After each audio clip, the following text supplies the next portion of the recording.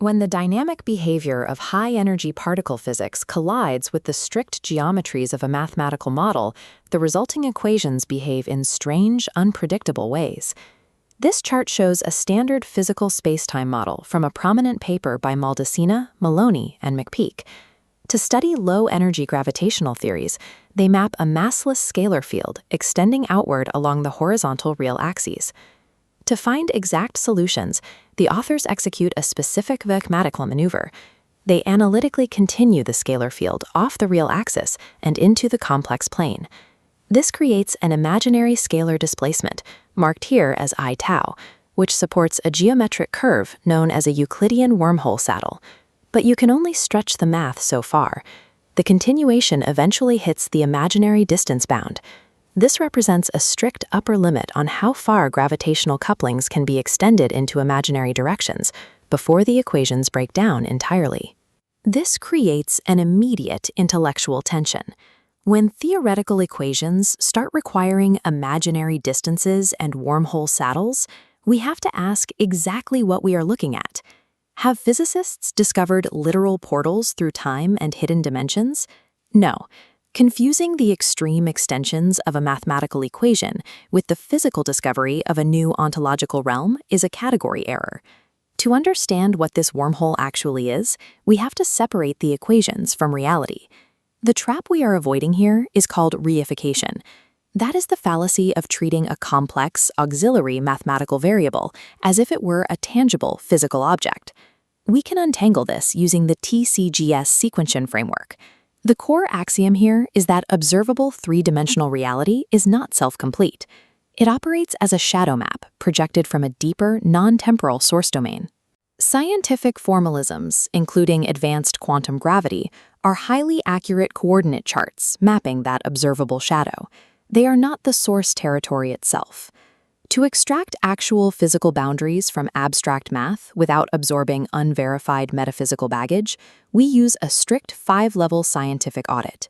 By auditing the imaginary distance bound layer by layer, we can filter out the map artifacts and isolate the territorial truths. We begin with the visual diagnostic stack. Level 1 is the source claim, Level 2 is the mathematical structure, and Level 3 is the computed boundary. The paper's source claim is straightforward.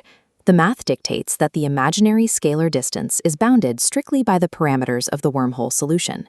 Standard models use an effective chart of low-energy couplings. To find the wormhole, that chart is analytically forced into a complexified extension space.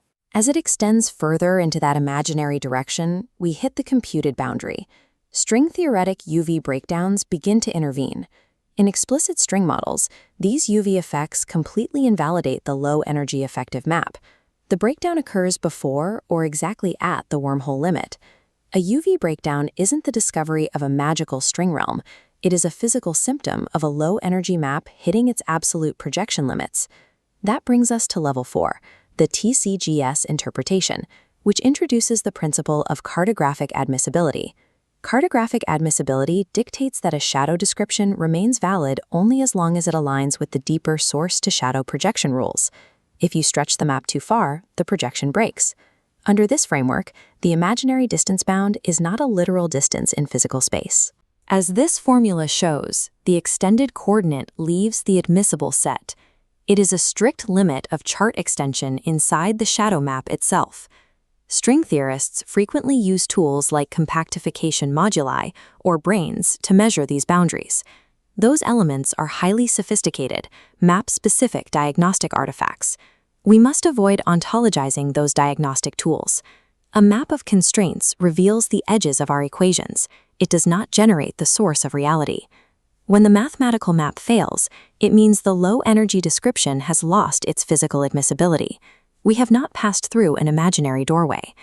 Compare this against known quantum limits. The KSW condition dictates allowable complex metrics. The weak gravity conjecture limits consistent charge to mass spectra. The imaginary distance bound bounds coupling space. Through map equivalence, these different mathematical languages all reveal the exact same underlying boundary. The convergence of the KSW condition, the weak gravity conjecture, and the imaginary distance bound proves that quantum physics is not discovering disparate string worlds. it is repeatedly encountering a single universal grammar of projection failure. We now reach the fifth and final level of the audit, the ontological critique. This directly targets the popular narrative of wormholes as traversable time machines. To prevent false time ontology, we enforce a strict non-conflation equation. TOP is operational time, a local clock parameter for shadow map observers. Lambda is a foliation index, a bookkeeping label to order projections, not a physical duration. U counter is the non-temporal coordinate of the underlying source domain, and tau, the imaginary displacement, is merely a chart extension, not a physical coordinate.